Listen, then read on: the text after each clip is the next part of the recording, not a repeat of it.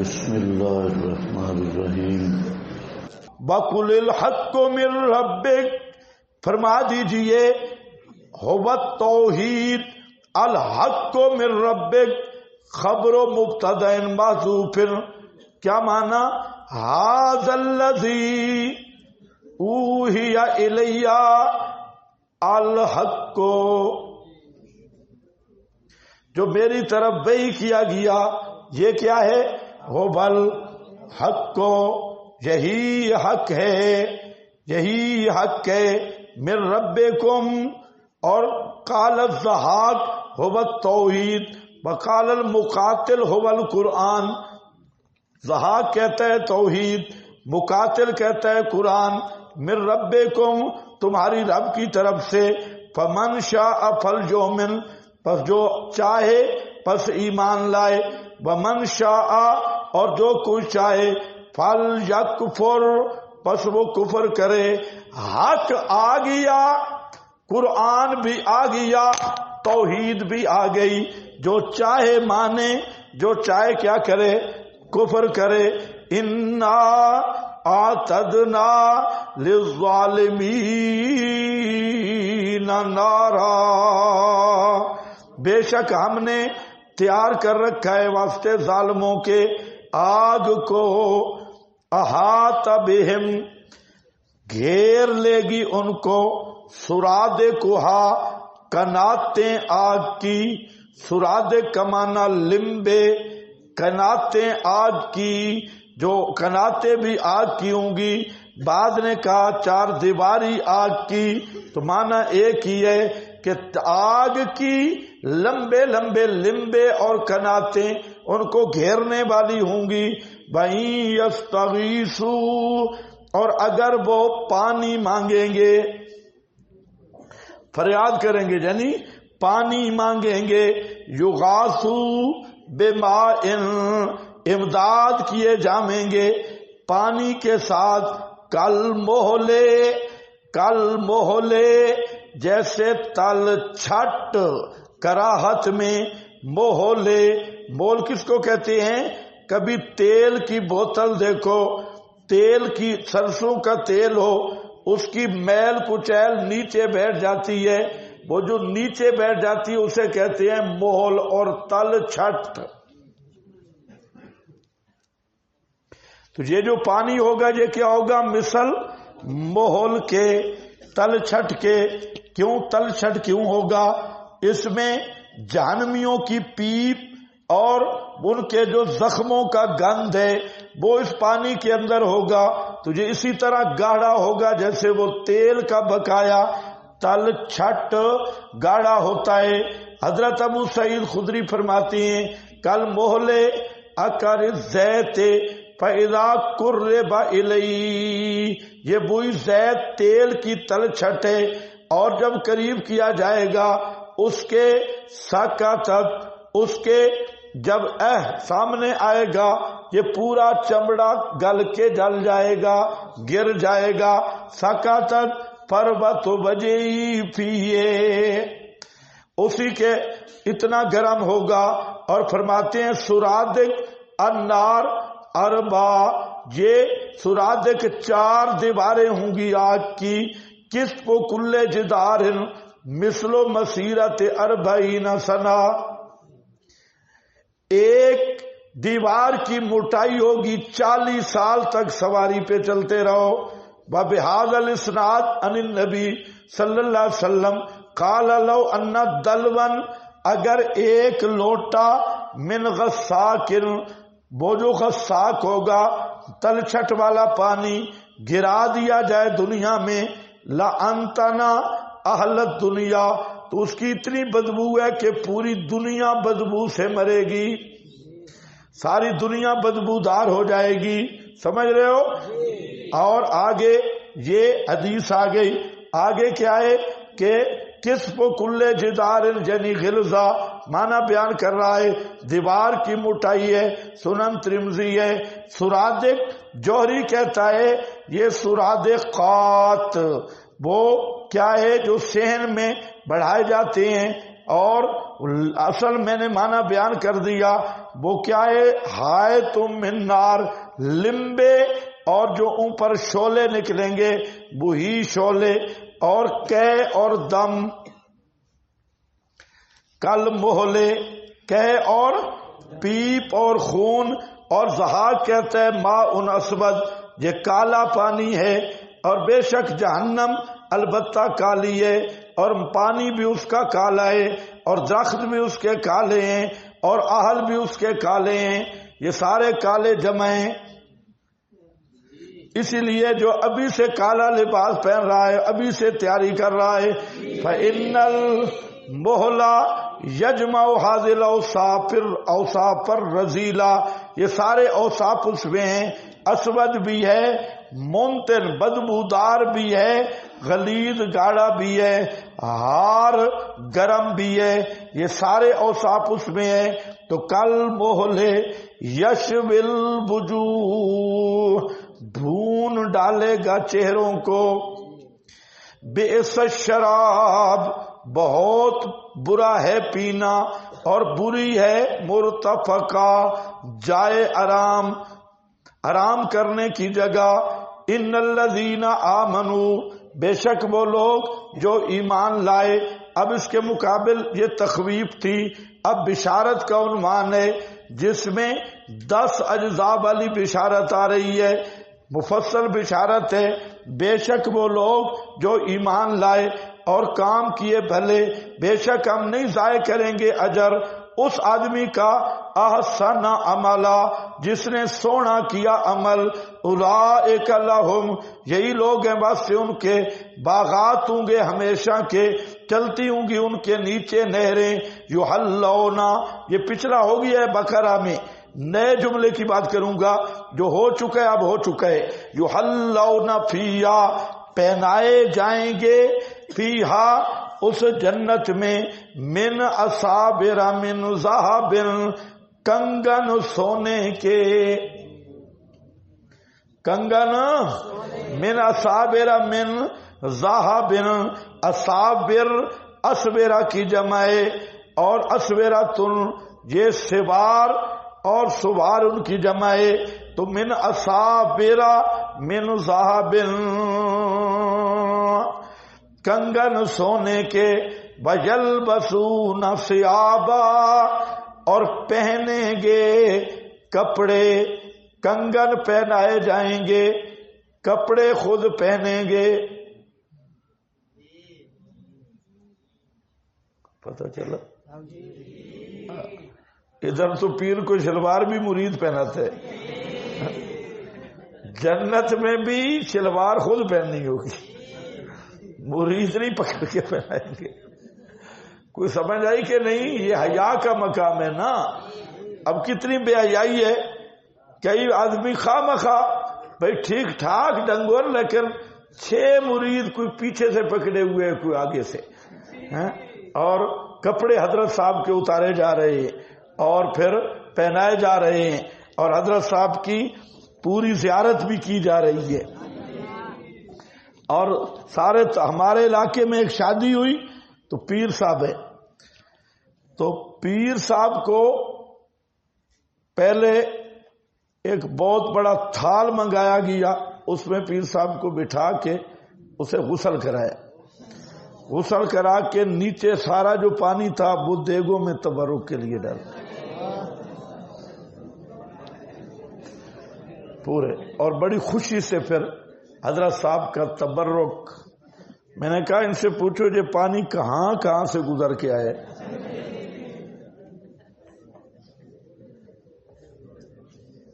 اور یہ سچ ایسے ہوتا ہے،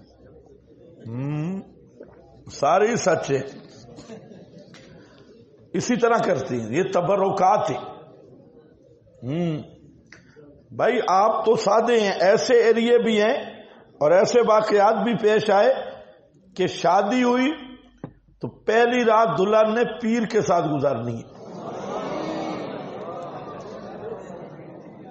عقیدہ ہے، مذہب ہے۔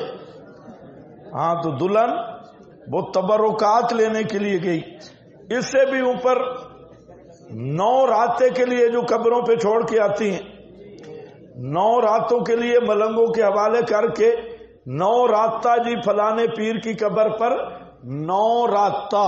9 راتہ کیا ہوتا ہے؟ 9 راتیں گزارنی ہوتی ہیں بابوں کے پاس. اور جس کا بیٹا نہ ہوتا ہو اولاد کے لیے منت مانتی ہے. 9 راتیں اعتکاف کے مقابلے میں ہوتا ہے. جیسے تم اعتکاف مسجد میں بیٹھتے ہو وہ جاتی ہیں، تو اب 9 راتوں میں اتنے بڑے ملنگوں کے ساتھ گزار کے کچھ نہ کوئی تو ہو ہی جاتا ہے. نام بابے کہہ کے بابا پتر دے دیتے ہیں.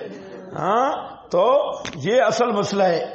تو یحلون فیہا من اساور من ذہب، پہنائے جائیں گے اس جنت میں کنگن سونے کے.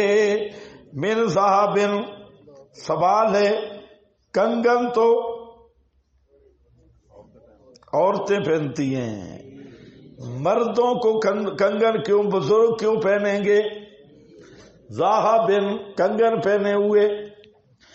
تو اس کا اصل جواب یہ ہے کہ جو زینت ہے نا اس کا تعلق ماحول اور رواج کے ساتھ ہے. جنت کا ماحول ہی ایسا ہوگا جو آپ نے دیکھا ہوا ہی نہیں، اس لیے اس کو دنیا پہ ہم قیاس. اور اب بھی جو بڑے لوگ ہیں دنیا میں، شہزادے اور بادشاہ، ان کو کبھی آپ دیکھو تو انہوں نے بہت کچھ پہنا ہوتا ہے، ان کا ماحول ہے. اور اگر کوئی مولوی بیچارہ پہنے تو ماحول ہی نہیں. تو اس لیے دنیا میں بھی کنگن شنگن اور یہ جو دوسرے لوگ ہیں مرد کے لیے اسلام میں جائز نہیں، لیکن دوسرے ماحول میں رہنے والے لوگ تو پہنتے ہیں. تو زینت اور ہار سنگار اس کا تعلق ماحول کے ساتھ ہے. تو جنت کا ماحول ہی ایسا ہوگا کہ وہاں عیب نظر ہی نہیں آئیں گے، تو اس میں کوئی تعبیر کی کیا ضرورت ہے؟ یحلون فیہا من اساور من ذہب ویلبسون ثیابا خضرا، اور پہنیں گے کپڑے خضرن من سندس، سبز، من سندس ریشم سے، باستبرق موٹا ریشم اور باریک ریشم، من سندس باستبرق اے من الدیباج، موٹا ریشم بھی اور استبرق دیباج، المنسوج بالذهب، اور کپڑے بھی ایسے ہوں گے جو سونے کی تاریں لگی ہوئی ہوں گی ان میں. ریشم کا کپڑا سلا ہوا سونے کے دھاگوں سے وہ لباس ہوگا. سمجھے؟ ہاں. باستبرق متکئین، بعد نے کہا ہے جناب یہ جو موٹا ریشم ہوگا، قمیص موٹے، شلوار موٹے ریشم کی اور قمیص باریک ریشم کی، یہ اس کی اپنی پسند ہے. ویسے موٹے ریشم کا بھی ہوگا اور پتلا ریشم بھی ہوگا. تو مطلب کیا ہے؟ سب سے عمدہ لباس بھی عمدہ. متکئین فیہا علی الارائک، ٹیک لگانے والے ہوں گے. کیا ہوگا؟ ٹیک، تربو اختیار کرنے والے ہوں گے. تربو سمجھتے ہو؟ 4 زانوں ہو کے، اور جس طرح بادشاہ بیٹھتے ہیں تختوں پہ، 4 زانوں ہو کر بیٹھنے والے ہوں گے. اللہ نے بتا دیا ہو دجالیو لوگو، او طاغوتی دجالیو، تم کہتے ہو ہم ان کے ساتھ بیٹھتے نہیں. یہ تو قیامت میں تم کہاں ہوں گے اور یہ کہاں ہوں گے؟ تم تو جہنم میں پڑے ہوگے، اور یہ غریب جن کو سمجھ رہے ہو یہ ہوں گے متکئین فیہا، یہی شہزادے ہوں گے آخرت کے. اور ٹیک لگانے والے اس جنت میں اوپر تکیوں کے، علی الارائک، نعم الثواب، واہ واہ ثواب، وحسنت مرتفقا، اور واہ واہ سونا، مرتفقا، آرام کرنے کی جگہ. اب دونوں کا تقابل کر لو، ان کی جگہ بھی دیکھ لو وہ کون ہے؟ وہاں ان کو کیا وہاں مل رہا ہے آگ کی چیزیں، وہ بھی نکال لو، اور بشارت میں جنت کی چیزیں یہ بھی نکال لو۔ تو اب وہ پیچھے لگ جائے گا۔ فرمایا میرے پیغمبر ایک تو آپ نے کام کرنا ہے، آپ نے قرآن پڑھتے رہنا ہے، دوسرا اپنے ساتھیوں کے ساتھ رہنا ہے، دوسرا اپنے ساتھیوں کے ساتھ، سرمایہ داروں کا سوچیں بھی نہیں۔ آگے دونوں کا حال بیان کیا۔ یہ جو تیرے ساتھی ہیں یہ کون ہیں؟ یدعون ربہم، اور وہ جو دوسرے چودھری ہیں وہ کون ہیں؟ من اغفلنا قلبہ، ان کے دل میری توحید سے آباد ہیں اور ان کے دل میری توحید سے خالی ہیں اور کفر اور شرک سے ویران ہیں۔ یہ ان کے اندر کا فرق ہے۔ ظاہر ان کا بہتر لگتا ہے لیکن اندر ان کا بہتر ہے۔ اس جملے کو یاد رکھنا ہے۔ ظاہری ٹیپ ٹاپ ان کی اچھی لگ رہی ہے مال دنیا، لیکن یرید ان کے دل گندگی کا گٹر ہیں، میرے قرآن سے خالی، اور یہ دل قرآن سے منور ہیں۔ تو ظاہر ان کا اچھا، باطن ان کا اچھا، ظاہر پہ دھوکہ نہ کھانا۔ اور یہی دجال کا پوری تہذیب ہے کہ انہوں نے ظاہر پرستی، مادہ پرستی کا مشن دیا۔ آج ہر آدمی ظاہر کو دیکھ رہا ہے۔ دجال کی تہذیب یہی ہے، سمجھ گئے؟ اور اب پیچھے لگا لو، پورا مسئلہ حل ہو گیا۔ بس آگے نہیں پڑھاتے، صبح پڑھیں گے، بے فکر رہو۔ ہاں تو لیکن پوری بات کر لو۔ بات کہاں سے چلی تھی؟ بات یہاں سے چلی تھی کہ سورۃ الکہف کی ابتدا یہ دجال کے فتنے سے حفاظت ہے۔ کیا ربط ہے دجال کے ساتھ اس کا اور طاغوت کے ساتھ؟ میں نے صبح بتایا دجال کے مذہب اور دین کے کتنے پوائنٹ بڑے ہیں؟ 3 مقاصد ہیں۔ اچھا، یہودیت اسی پہ کھڑی ہے۔ یہودیت جو ہے، یہودی مشن یہی دجالی مشن ہے جو آج، اور اس کا امریکہ اور برطانیہ اور یورپ، اسرائیل، ان کی جو اجتماعی پالیسی ہے یہ ہے طاغوت کا مذہب اور دجال کی حکومت کا، تو ان کا مشن۔ تو یہ سارے مل کے کام کر رہے ہیں، مسیح کے لیے ماحول تیار کر رہے ہیں دجال کے لیے۔ تو ان کے اگر آپ غور کریں 3 مشن ہیں۔ ایک دجالی قوتوں کا شروع سے ایک مشن ہے، وہ توحید۔ توحید کے مقابل کیا ہے؟ اتخاذ بلد کا نظریہ، اتخاذ بلد۔ تو خالص توحید کے مقابل شرک، الہاد، بدعت، یہ سارا محاذ یہ دجال کا ہے۔ دوسرے نمبر پہ قرآن، جو جہاد اور توحید دونوں کا نصاب ہے، وہ قرآن ہے۔ تو قرآن سے توجہ ہٹانی ہے جس طرح بھی ہو سکے۔ تو قرآن کے مقابل جتنی تحریکیں ہیں اور قرآن کی عظمت اور قرآن کا اصل مقام مٹانے کے لیے یہ سب سے بڑا دوسرا ٹارگٹ ہے۔ اور تیسرا ان کا ہے جہاد سے منہ بڑھانے۔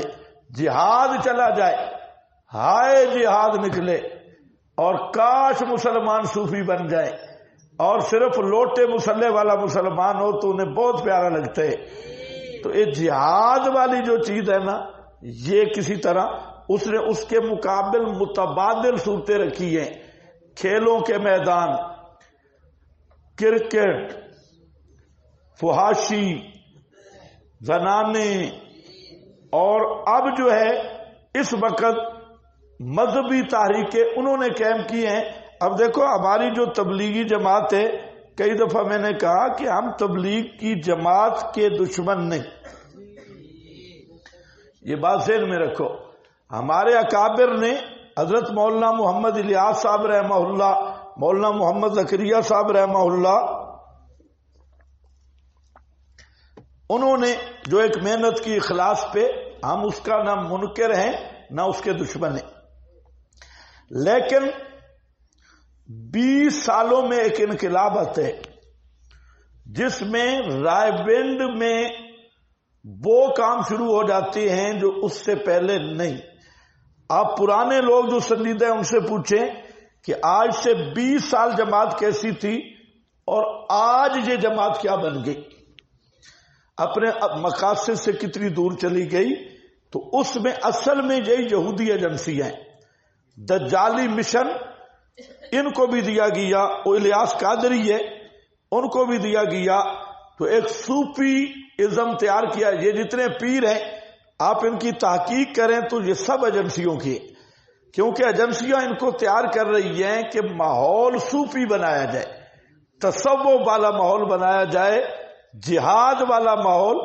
آج جہاد پہ بات ہی کریں، ہم جمعے میں 2 جملے کہیں تو 20 ایجنسیوں کے فون آتے ہیں، آپ نے یہ کیوں کہا، یہ ہوا وہ ہوا یہ ہوا، تو یہ نہ کہیں جی جہاد کا نام نہ لے۔ جہاد تو مطلب ان کا کیا ہے، صرف اور صرف جہاد کو روکنا۔ اب اس پہ اللہ نے توحید الحمدللہ سے، پھر عظمت قرآن، پھر زہد، وہ جو جہاد کا مد مقابل سب سے بڑا محاذ ہے حب الدنیا، دنیا کی محبت اور دنیا کے ساتھ تعلق۔ جب مسلمان، نبی کریم علیہ السلام نے فرمایا نا کہ ایک وقت آئے گا، ابو داؤد میں حدیث ہے کہ ساری قومیں تم پہ حملہ آور ہوں گی اور ایک دوسرے کے تداعا بلائیں گی، آؤ جی آؤ، آؤ جی آؤ، دعوت دیں گی، جیسے بھوکے دسترخوان کی طرف لوگوں کو بلاتے ہیں، تو بھی کھا لے تو بھی کھا لے، تو اس طرح قومیں تم پہ جھپٹیں گی۔ تو صحابی حیران ہو گیا، صحابی تجھے منظر دیکھا ہی نہیں تھا کہ ہم اور قومیں بلائیں گی۔ صحابہ تو وہ تھے کہ وہ ان کا جہاں قدم پڑ جاتا تھا تو بڑے بڑے بادشاہوں کے بھی ایوان لرز جاتے تھے۔ تو انہوں نے اس نے سوال کیا اور کہتا ہے کہ ہم اس وقت یوم اذن من قلہ، اس وقت ہم قلیل ہوں گے، کیوں قومیں ٹوٹیں گی؟ فرمایا تم بہت ہوگے، لیکن اللہ تعالیٰ تم میں واہن ڈالے گا کا غصہ، تم ایسے ہوگے جیسے تنگ کے جھاگ میں بہتی ہیں طوفان میں، ایک کم ادھر ہے دوسرے کا ادھر تیسرے کا بے ترتیبے، تمہارا کوئی قائد نہیں ہوگا اور تم منظم نہیں ہوگے، اور اللہ تعالیٰ تم میں واہن پیدا کر دے گا۔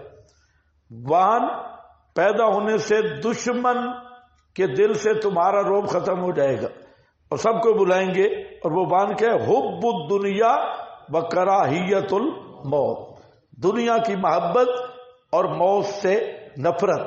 حضرت خالد بن ولید رضی اللہ تعالی عنہ، اس نے رومی سپہ سالار کو کہا تھا، اس نے کہا رومیہ، اس نے کہا پہلے اس نے تلوار نکالی اور اپنا کمان حضرت خالد کو دکھاتا ہے کہ اپنی کمان بھی دیکھ، یہ کمان بھی دیکھ، تیرا تیر تو وہاں تک بھی نہیں جاتا، اور ہماری کمان یہ بھی دیکھ لے، اپنی تلوار بھی دیکھ، ہماری بھی، ہماری فوج بھی دیکھ، اپنے ان کو بھی دیکھ، تو کیوں ان بیچاروں کو برباتا ہے، صلح کر لیتی ہے۔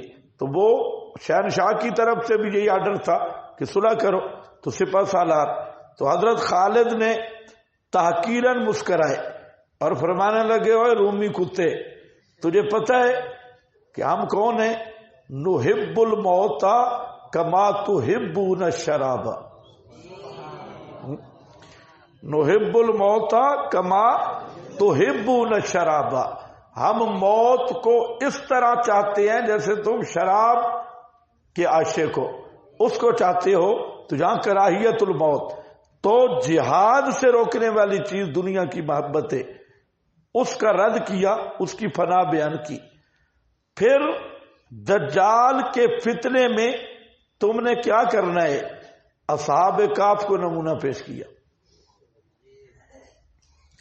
اصحاب کہف کو ایمان مضبوط کرنا ہوگا، ڈنکے کی چوٹ پہ رہنا ہوگا، اور حالات جیسے بھی ہوں مسئلہ بیان کرو گے. پھر ایسے حالات بھی آ سکتے ہیں کہ تمہیں ہجرت بھی کرنی پڑے، غاروں میں بھی جانا پڑے، خیبر پختونخوا کے پہاڑوں میں یا اوپر کے پہاڑوں میں چلے جانا، لیکن اپنے ایمان گھر بار کسی چیز کی پرواہ نہ کرنا، ایمان مقدم ہے. تو اس پر اصحاب کہف کا واقعہ آیا. پھر اصحاب کہف کے بعد پھر دجالی مشن کے لوگوں کی ظاہر پرستی کو ذکر کیا اور فرمایا کہ یہ جو ہیں یہ سارے ظاہر پرست ہیں، کہتے ہیں ہماری توہین ہے، ہم بڑے ہیں یہ چھوٹے. آج اگر دجال کی سوچ دیکھے بالکل یہی ہے، وہ مسلمانوں کو تو انسان بھی نہیں سمجھتے. یہ کیا ہے، روس کی وہ یوکرین کی جنگ شروع ہوئی تو اس شروع والی آپ خبریں سنیں، وہ سارے کیا کہہ رہے ہیں؟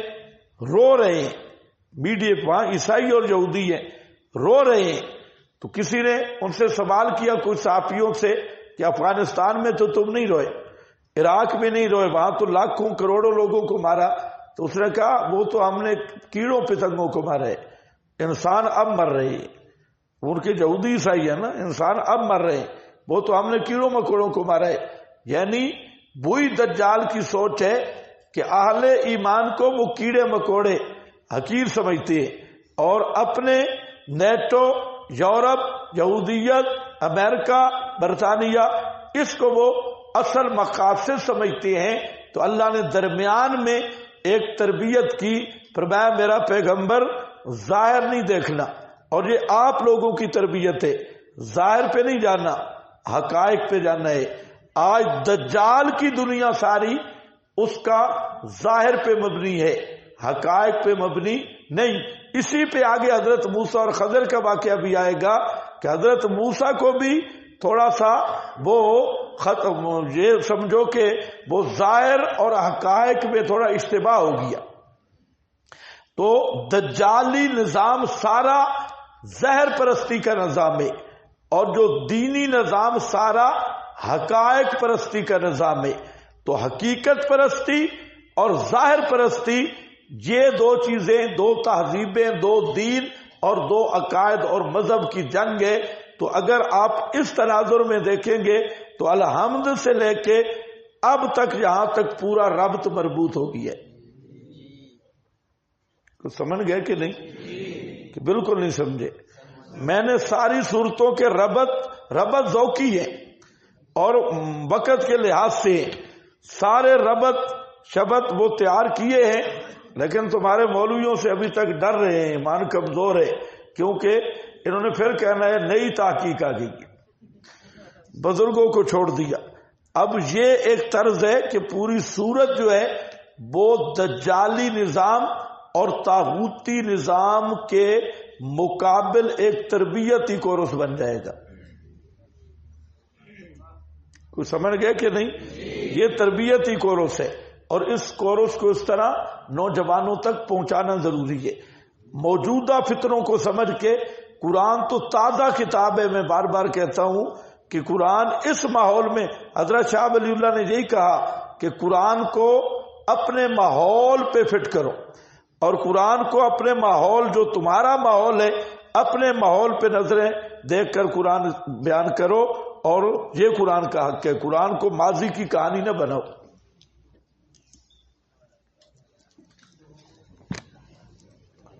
ابھی